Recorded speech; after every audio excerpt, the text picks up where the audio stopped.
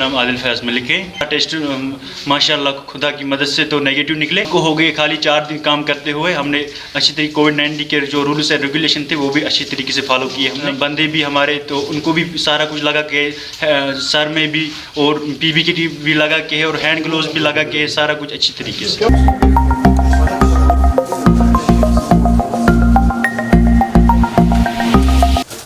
जी, मेरा नाम दानिश क़य्यूम डार, मैं मुगल दरबार 1990 का ऑनर हूँ। हम होम डिलीवरी भी करते हैं। सबका टेस्ट हुआ ना। हमें यहाँ पे 10-12 बंदे थे इस टाइम। इस कोविड-19 की वजह से 2-4 बंदे हमें यहाँ पे हैं इस टाइम। थोड़ा थोड़ा कुछ काम बना तो वही फॉलो कर रहे हैं।